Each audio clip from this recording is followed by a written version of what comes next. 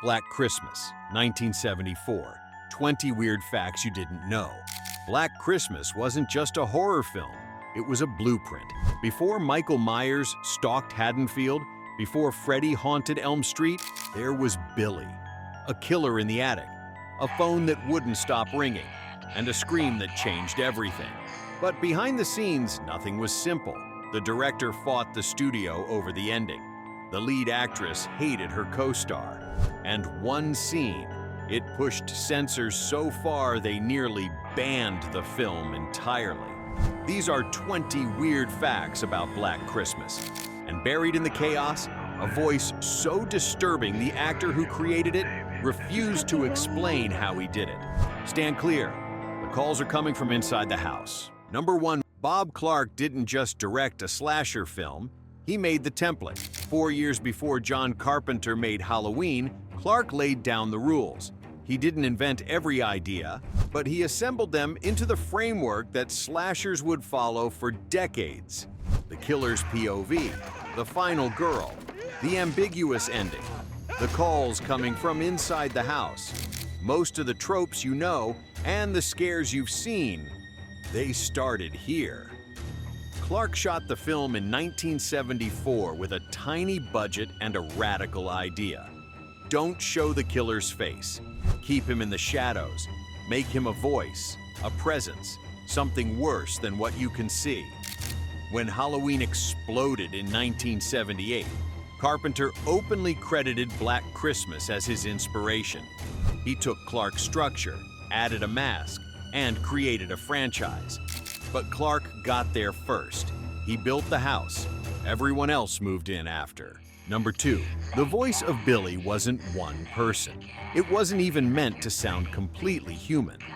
Bob Clark recorded multiple vocal performances, some his own, some altered and layered, to create something fractured and unsettling. The result was a voice that didn't belong to anyone. It sounded fractured, wrong, like something crawling out of a broken mind. And Clark intentionally avoided clarifying how it was done, letting the mystery do the work. Audiences were terrified. Number 3, Olivia Hussey and Margot Kidder couldn't stand each other. On screen, they played sorority sisters. Off screen, they barely spoke. Hussey, fresh off Romeo and Juliet, was quiet, reserved, deeply method. Kidder was loud, brash, and loved to party. The two clashed constantly. Kidder thought Hussey was uptight. Hussey thought Kidder was unprofessional. During one particularly tense scene, Kidder reportedly whispered an insult under her breath, and Hussey walked off set. Bob Clark had to mediate. He kept them in separate trailers and scheduled their scenes carefully to avoid overlap. But the tension? It stayed. And somehow it made the film feel more real. Because when the killer came, the fear wasn't just acting. Number 4, the house wasn't a set. It was a real sorority house in Toronto, and the production rented it for 6 weeks during winter break. The owners had no idea what kind of film was being made. They thought it was a drama. When they saw the final cut, blood, screams, a corpse in the attic, they were horrified. They demanded their address be kept secret. For years, horror fans tried to track it down. Some claimed it was on a specific street near the University of Toronto. Others said it had been demolished. The truth? The house still stands. It's been repainted, renovated, and sold multiple times. But locals know. And they say every December someone leaves a wreath on the door, a tribute, or a warning. Number 5, the plastic bag suffocation scene almost got the film banned. In 1974, censors were already on edge about violence in cinema. But this scene, a close-up of a woman's face, plastic wrapped tight, her breath fogging the inside, it crossed a line. The British Board of Film Classification flagged it immediately. They said it was too realistic, too instructional. They feared copycat killings. Bob Clark refused to cut it. He argued that horror had to be uncomfortable, or it wasn't horror at all. After weeks of back and forth, the scene stayed, but the film was slapped with an X rating in the UK, limiting its release. In some countries, the scene was cut entirely, but in North America, it played in full, and it became one of the most iconic kills in slasher history. Number 6. John Saxon didn't want to do the film at first. He was a working actor, known for westerns and action films, and he thought horror was beneath him. When his agent sent him the script for Black Christmas, Saxon tossed it aside. But his wife read it. She told him it was different, smarter. So he took a second look. What changed his mind wasn't the scares, it was the character. Lieutenant Fuller wasn't a hero. He was a cop who failed, a man who arrived too late, missed every clue, and couldn't save anyone. Saxon loved that. He signed on for scale pay. No points, no perks, just a few days of work in the cold. Years later, he called it one of his favorite roles. Not because it made him famous, because it made him feel something. Number 7, the film's original title wasn't Black Christmas. It was Stop Me, a blunt, chilling command that fit the tone perfectly. But the studio hated it. They thought it sounded like a public service announcement. So they tested other titles: Silent Night, Evil Night, Stranger in the House, The Babysitter Murders. None of them stuck.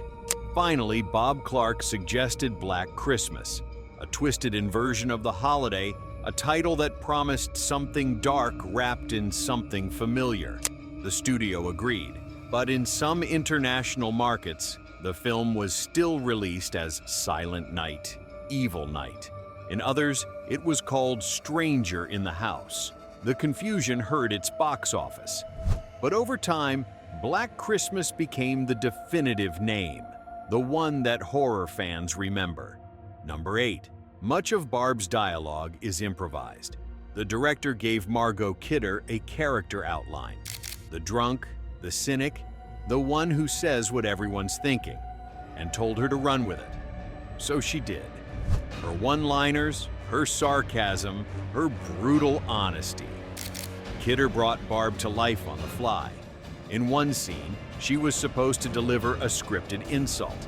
Instead, she went off-book and said something so cutting the crew burst out laughing. Clark kept it. He realized Kidder was funnier, sharper, and more unpredictable when she wasn't following the script. So he let her loose. And Barb became the breakout character, not the final girl, not the hero, the drunk who told the truth. Number 9. The attic scenes were shot in a real attic, and it was a nightmare. The space was cramped, freezing, and filled with exposed nails. The crew had to crouch to fit the camera. The actors had to squeeze through gaps barely wide enough for a person. And the lighting? Minimal. Bob Clark wanted it dark, claustrophobic, suffocating. So they shot with a single handheld light, moving it frame by frame to create shadows. The actress playing Claire, Lynn Griffin, spent hours lying still in the attic, wrapped in plastic, pretending to be dead. She later said it was the most uncomfortable shoot of her career, but when audiences saw it, they believed it. Number 10. When Black Christmas was released, the "call is coming from inside the house" twist was revolutionary. But phone companies weren't thrilled. They worried the film would make people afraid of their own phones. Some regional bell companies even considered pulling ads from theaters showing the film. It didn't work. The film played anyway, and the twist became legendary. It's been copied, parodied, and referenced in dozens of films since. But Black Christmas did it first, and it did it without CGI, without jump scares, without showing the killer. Just a phone, a voice, and the slow, creeping realization that safety is an illusion. Number 11. Olivia Hussey was pregnant during filming. She didn't tell anyone at first. She was only a few weeks along, and she didn't want to risk losing the role. But as the shoot progressed, The physical demands became harder. Running upstairs, screaming, fighting. She pushed through, never complaining. Bob Clark didn't find out until after the film wrapped. When he did, he was stunned. He said if he'd known, he would have adjusted the schedule, made it easier. But Hussey didn't want easier. She wanted to prove she could do it. And she did. The baby was born healthy, and Hussey's performance became one of the most iconic final girl turns in horror history. Number 12. The film was shot in just 35 days, mostly at night, in the dead of a Canadian winter. Temperatures dropped below freezing. The cast wore layers under their costumes. The crew's hands went numb, and the house, the real sorority house they were using, had no heat. Bob Clark insisted on shooting at night to capture the darkness, the isolation, the feeling of being trapped. But it took a toll. Actors got sick. Equipment froze. One night, the generator died, and they lost an entire evening of shooting. But Clark kept pushing. He knew the cold, the exhaustion, the misery. It was all feeding the film. You can see it in the actors' faces. The fear isn't just performance, it's survival. Number 13. The ending was rewritten 3 times, and the studio hated all of them. Bob Clark wanted ambiguity. He wanted the killer to escape, to remain a mystery, to leave the audience unsettled. The studio wanted closure. They wanted the killer caught, the hero saved, the credits rolling on a happy note. Clark refused. He shot his ending. Jess alive, the killer still in the house, the phone ringing one last time. The studio screened it for test audiences. They hated it. They wanted answers. But Clark stood firm. He said horror doesn't end. It lingers. And that final phone call, that unanswered ring, it's what makes Black Christmas unforgettable. The studio released it. And over time, audiences came to love the ending because it never lets you go. Number 14. The film's budget was so small, the crew had to use their own cars in the background. If you watch closely, you'll see the same vehicles parked on the street in multiple scenes. The production couldn't afford to rent cars or hire drivers, so they just used whatever was in the crew's parking lot. One of the cars, a beat-up station wagon, belonged to the assistant director. It appears in multiple different shots. Another car, a rusted sedan, belonged to the gaffer. It's visible in the final chase scene. No one noticed at the time. But years later, eagle-eyed fans started pointing it out. Bob Clark laughed when he heard. He said it was the most honest thing about the film. Everything was real, even the mistakes. Number 15. The sorority girls were played by actresses who had never met before the first day of shooting. Bob Clark didn't want them to feel too comfortable. He wanted tension, awkwardness, the feeling of strangers forced together. So he cast them separately, gave them minimal rehearsal time, and threw them into the house. For the first few days, the actresses were genuinely uneasy around each other. They didn't know how to read each other. They didn't know who to trust. And that unease, it's all over the film. The sorority doesn't feel like a family. It feels like a group of people stuck in the same place, waiting for something to go wrong, which is exactly what Clark wanted. Number 16. The film was a box office disappointment. It opened in October 1974, weeks before Halloween, and barely made back its budget. Critics were mixed. Some praised its atmosphere and intelligence. Others called it exploitative and mean-spirited. Audiences stayed away. The studio pulled it from theaters after a few weeks. But then something strange happened. It found a second life on late-night TV. Throughout the late 70s and early 80s, Black Christmas played on local stations, usually around Christmas. And people started watching. They started talking. By the time home video arrived, it was a cult classic. Today, it's considered one of the greatest horror films ever made. But in 1974, it was just another flop. Number 17. Bob Clark directed another Christmas movie 9 years later. A Christmas Story, the wholesome, nostalgic, leg lamp classic that plays on a 24-hour loop every December.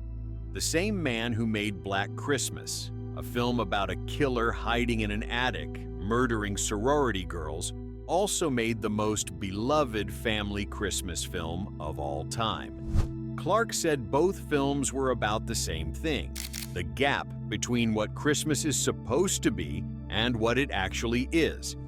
One film explored that gap through horror, the other through humor, but the gap was always there, and Clark spent his career living in it.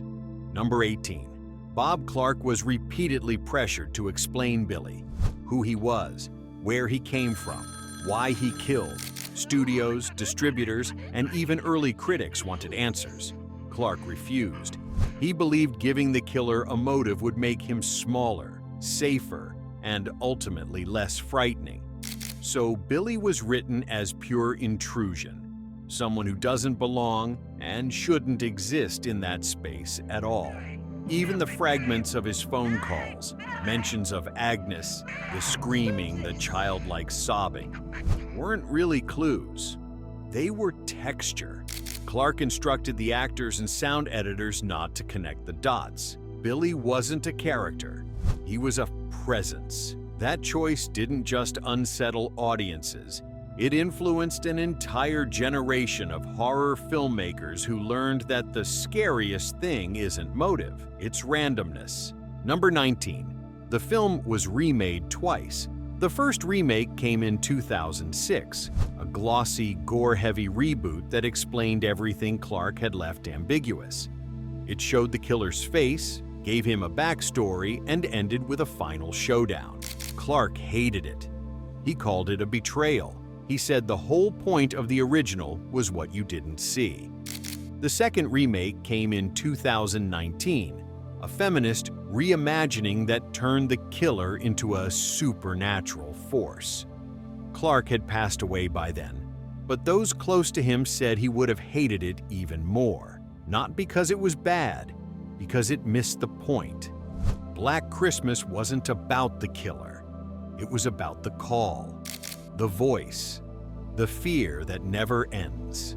Number 20, the final shot of the film, the camera slowly pulling back from the house as the phone rings, was added at the last minute. Bob Clark had wrapped production. The film was edited.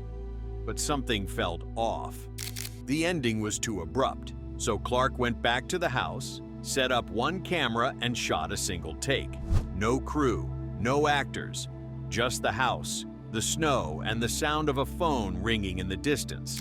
It cost almost nothing, but it became the most iconic shot in the film.